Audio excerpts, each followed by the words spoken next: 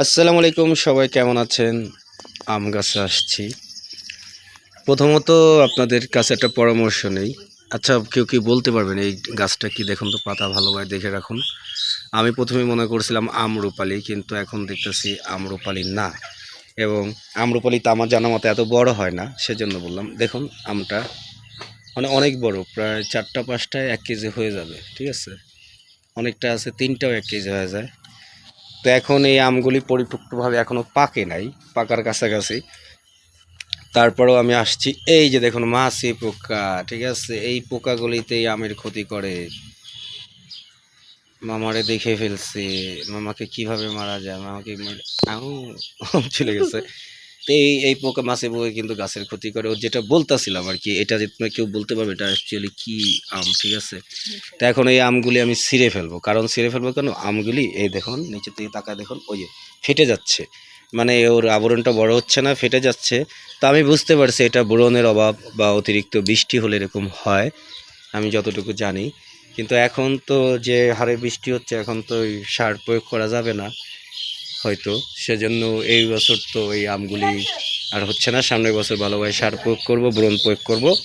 আর গোড়াটা একটু পরিষ্কার রাখবো যাতে একটু রোদ পায়। তো আমরা ছিঁড়ে ফেলছি, জইটা ধরো।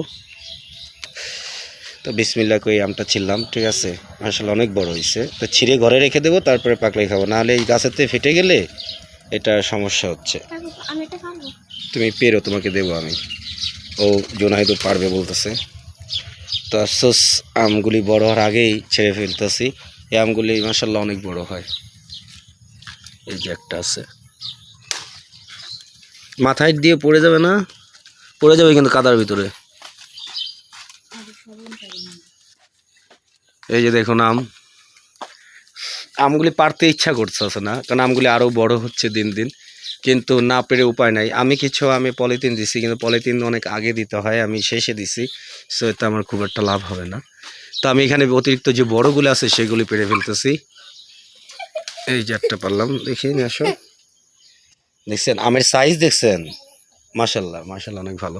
এবার প্রথমে গাছে ও, মানে দেখছেন নাকি আমটা, দেখছেন টাকা? এগুলি ফেটে যাচ্ছে দেখে আমি পেরে ফেলতেছি। আম এখনো কাঁচা রয়েছে, পাকে নাই। এখন ঘরে রেখে দেখি আমগুলি পাকে নাকি। পাকলে তো ভালোই হবে, না এটা থাক। দেখছিস?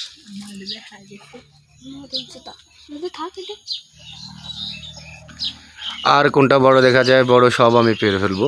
কারণ আমি যতটুকু খবর নিছি যে আর কি, এই আম অনেক অনেক শক্ত, কিন্তু তার মানে দেখা যাচ্ছে ভালো কাঁচা আছে এখনো। এই যে কষ বেরোচ্ছে। তো এই আম নাকি আবরণটা বড় হতে পারছে না, সেজন্য বলে ফেটে যাচ্ছে।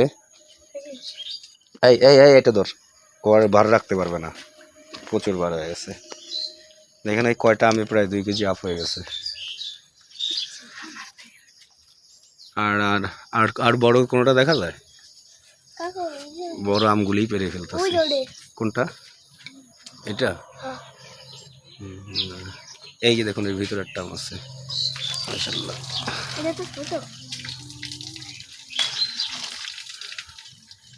একটা জিনিস দেখবেন, এই দেখেন পাখি বাসা বানাইছিল এখানে, কিন্তু এই বাচ্চাগুলোর আমি দেখা ফেলাই, তো গেদে মেদেদের দেখাই দিই, ওরা আর কি নষ্ট করে ফেলায়।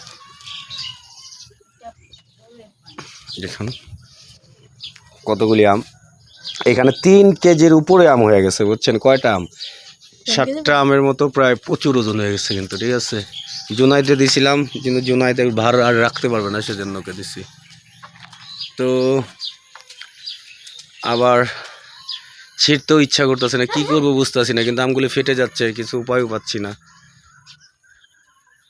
তো আর ছেড়বো না, থাক, একটু থাক। তারপরে আপাতত ওগুলি দেখি ঘরে রাখে পাকে নাকি, যদি পাকে তাহলে তো মাশাআল্লাহ ভালো। তো এখন আমরা চলে যাব হলো, কোথায় যাব? না, এই গাছ আপাতত শেষ, এই গাছ আর ছিড়বো না। ও দেখছেন কত বড় বড়। তো গাছটা কি গাছ, এটা যদি কেউ বলতে পারেন তো বলেন। একটু আগে বৃষ্টি হয়েছে।